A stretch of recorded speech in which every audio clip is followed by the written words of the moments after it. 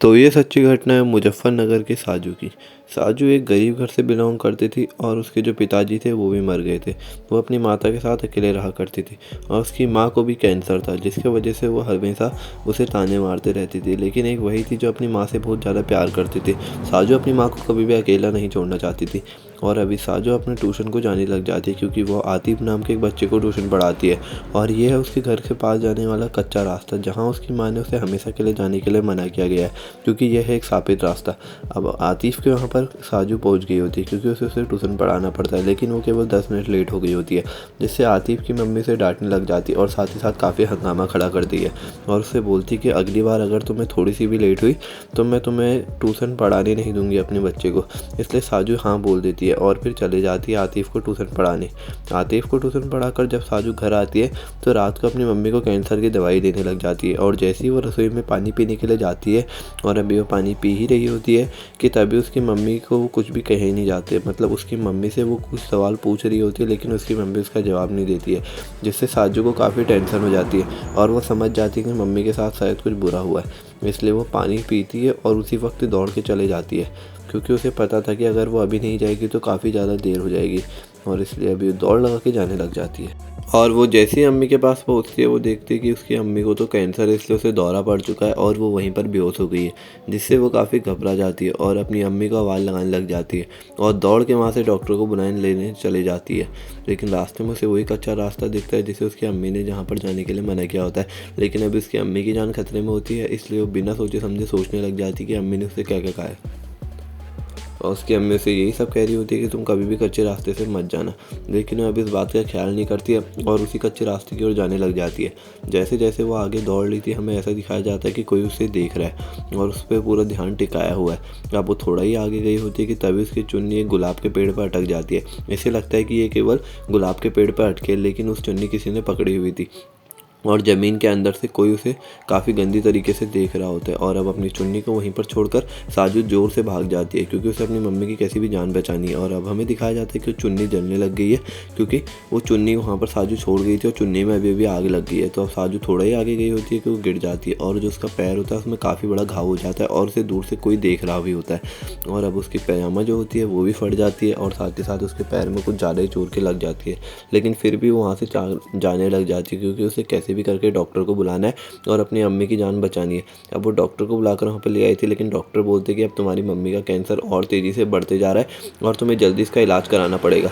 तो इसलिए अब साजू गेट बंद करके सोने जा ही रही होती है कि उसे खिड़की के बाहर कोई दिखता है, जिससे वो काफ़ी ज़्यादा डर जाती है और जल्दी से खिड़की बंद करके अब सोने के लिए जाने लग जाती है।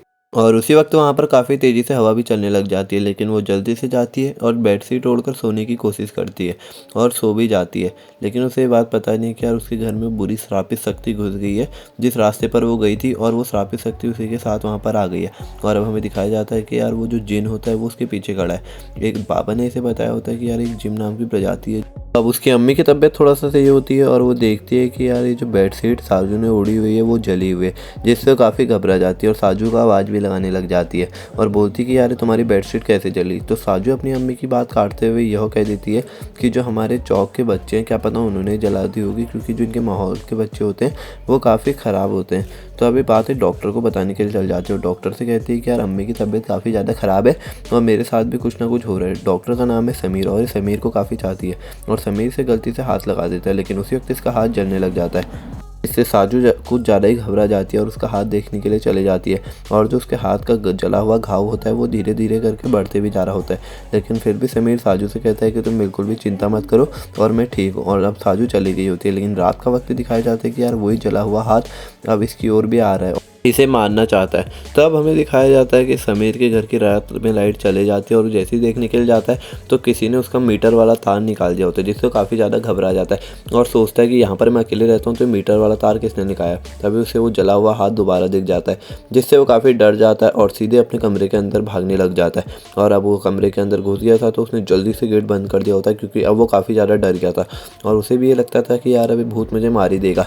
ये भूत नहीं बल्कि एक जिन है, जो कि एक श्रापित जिन है। तो हमें दिखाया जाता है कि यार वो जिन समीर के घर के अंदर घुस चुका है और जब समीर के मुंह की आवाज़ है उसके मुंह से आवाज़ भी नहीं निकल पा रही, क्योंकि जिन ने उसे पूरी तरह से काबू कर दिया है। अगले दिन हमें साजू को दिखाया जाता है जो कि आतिफ को पढ़ाने के लिए गई होती है, लेकिन आतिफ उसे उसी वक्त डरा देता है, क्योंकि आतिफ के रोज़ का काम होता है तो अब उसे डरती नहीं है बल्कि पीछे पलट जाती है, जिससे आतिफ काफ़ी नाराज़ हो जाता है। लेकिन वो जैसे ही पीछे पलटती है, आतिफ उसे काफ़ी डरावनी आवाज़ में आवाज़ लगाता है, जिससे वो पीछे देखती है कि अब आतिफ में भी यार वही जिन का साया आ चुका है, जिससे वो काफ़ी ज़्यादा डर जाती है और आतिफ से बोलती है कि यार तुम मेरे पीछे क्यों पड़े हो, तुम इस बच्चे को प्लीज़ छोड़ दो और साथ ही साथ मुझे भी छोड़ दो और यहाँ से चले जाओ। जिससे आतिफ एक गंदी हंसी हंसता है और वहीं पर साजू डर जाती है और अब साजू बोलती है यहाँ से चले जाओ। तभी आतिफ की अम्मी वहाँ पर आ जाती है और उसे बोलती है कि तुम मेरे बच्चे को क्यों डांट रही हो, आज के बाद तुम यहाँ पर मत आना और आज के बाद से तुम कभी आतिफ को ट्यूशन भी नहीं पढ़ाओगी। क्योंकि उसकी अम्मी को ऐसा लग रहा होता है कि साजू उसे डांट रही है, उसे ये बात पता नहीं होती कि यहाँ पर एक जिन का साया है। तो अब साजू अपने घर आ जाती है और अपनी अम्मी से पूछने लग जाती है कि क्या असली में जिन होते हैं और असली में भूत प्रेत होते हैं क्या। तभी उसकी अम्मी उसे बताती है कि हाँ ये सब हकीकत है, कुछ टाइम पहले वो हवेली के वहाँ पर एक जिन आया था। अब साजू वो सब बातें सोचने लग जाती है जो उसके साथ घटी होती है, जिससे वो और ज़्यादा डर जाती है।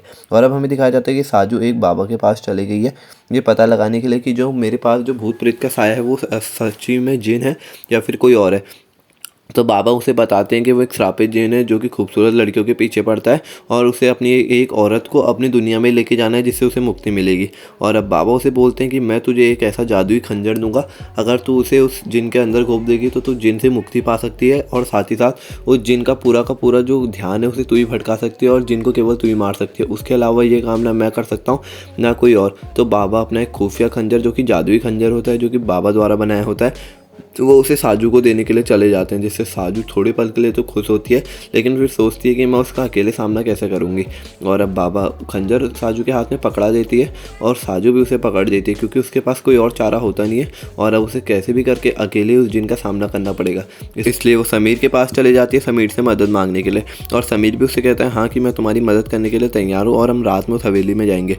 तो अभी ये सब लोग उस भूतिया हवेली पर आ गए थे जहाँ पर जिन रहता है और यहाँ पर काफ़ी तेज़ी से हवा चलने लग जाती है। लेकिन उसी वक्त जो समीर के कान होते हैं उसमें काफ़ी ज़्यादा दर्द होने लग जाता है।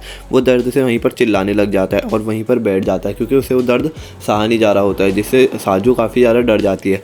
और अब शरीर में भी वही भूत दोबारा से आ गया था जो कि साजू का हाथ पकड़ लेता है। तो अब समीर कहता है कि हमें हवेली के अंदर जाना पड़ेगा, तभी मैं समीर को छोड़ूंगा। इसलिए अब ये दोनों लोग हवेली के अंदर जाने का डिसाइड करते हैं और ये दोनों लोग हवेली के अंदर आ जाते हैं। तभी साजू को बाबा की बातें याद आने लग जाती है कि जो जिन है अपना साया बदल सकता है, लेकिन जो उसके पैर की आग है वो कभी नहीं मिट सकती और साथ ही साथ जहाँ जहाँ पर वो चलेगा आग लगाते हुए चलेगा। इसलिए जो साजू होती है वो समझ जाती है और वो कुछ ज़्यादा दिमाग से काम करने लग जाती है।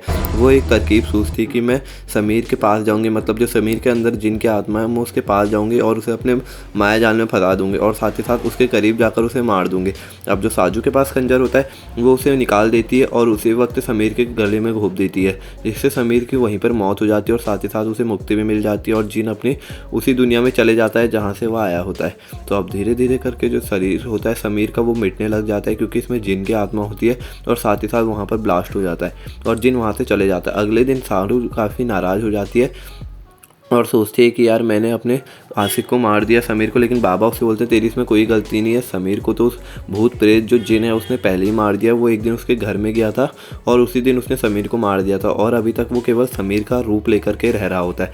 जिससे जो साजू होती है वो एक पल के लिए काफ़ी ज़्यादा डर जाती है, लेकिन फिर सोचती है कि मेरे पास सर से समीर को मारने का पाप हट चुका है और वो अपने घर आ जाती है और उसकी माँ और वो काफ़ी लोग खुश होते हैं। अभी भी वहाँ के लोगों, और ये सच्ची घटना यहीं पर समाप्त होती है। अभी भी वहाँ के लोगों का कहना ये है कि जो जो कच्चे रास्ते से जाता है वो जिंदा नहीं बचता है, बल्कि वो जो जिन है वो दोबारा उनके पास आ जाता है।